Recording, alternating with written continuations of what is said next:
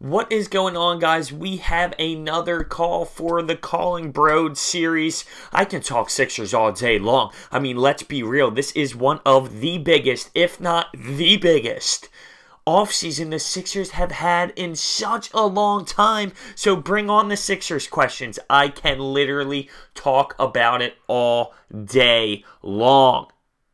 Hit me with your question.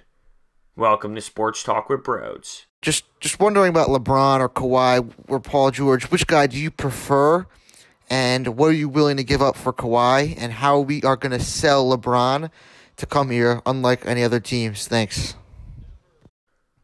All right, so regarding this question, I think my order obviously goes LeBron James, #1. He is the best player this world has ever seen, I have ever seen. You go to the finals with this man every single year. He is without a doubt a no-brainer that he's #1. I mean, everybody in the league is trying to package up selling points for this man. He's clearly the #1 guy on every organization's list this offseason. So he's #1. Originally, I was all about Paul George because we wouldn't have to give up any assets or anything, but it's changed. It's changed. I'm not a real firm believer in Paul George is the guy. Don't get me wrong, I would not be upset at all if we got him. We need to make some sort of move this offseason. But I have switched gears to I think I would rather actually give up assets to gain Kawhi Leonard because I think he's an overall better player and brings this squad to a different level.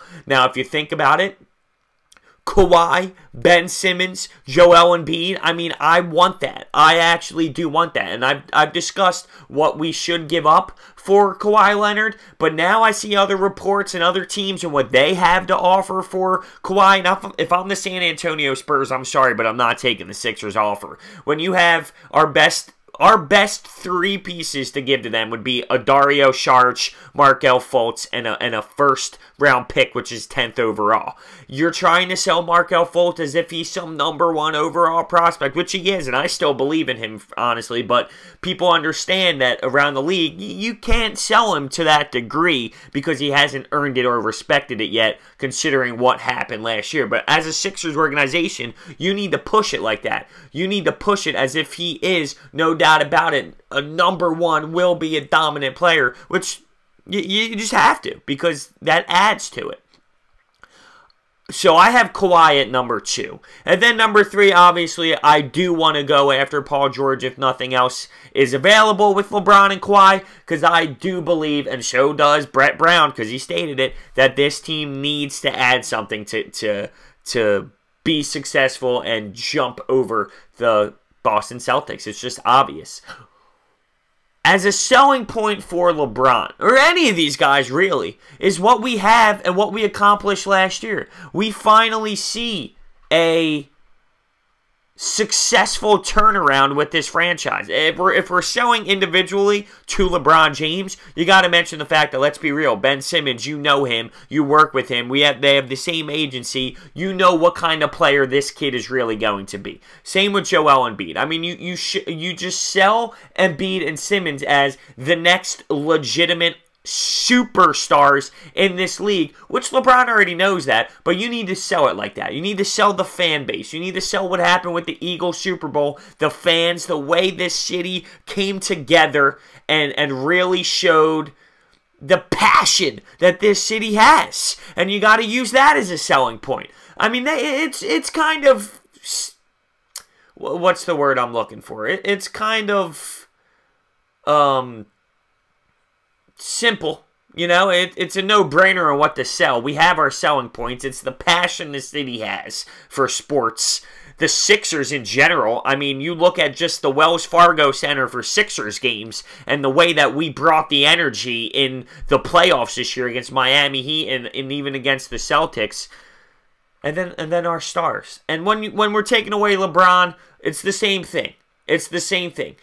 You sell the superstars. You sell the city. And I think it really does go a long way. I really hope we find a way to get to one. I'm at the point now where I am a little bit nervous because, like I said with the Kawhi situation, I've seen other teams. Literally, I saw something that said the Boston Celtics can trade Kyrie and their first pick which is Sacramento, which is going to be top 5 next year. Like, you're going to take Dario Saric-Fultz in a 10 over Kyrie and a 1, and I even heard that they could throw Jaylen Brown in there. I saw Miami Heat package up a solid deal that would be interesting. There was one other team that blew my mind. I can't think of it off the top of my head, but the Sixers look a little weak in the Kawhi department, which scares me because if I'm kind of out on LeBron, and Kawhi has better offers for the Spurs, and Paul George, to me, is easily going to the Lakers, we actually might be screwed, and that's scaring me. That's scaring me. So, thank you so much for the call. If you want to call, check out the link in the description. It shows you how to do it. It is so simple with just the use of your phone. Thank you so much for listening. Hit the thumbs up button, subscribe, comment what you think about this topic. I'll see you next time.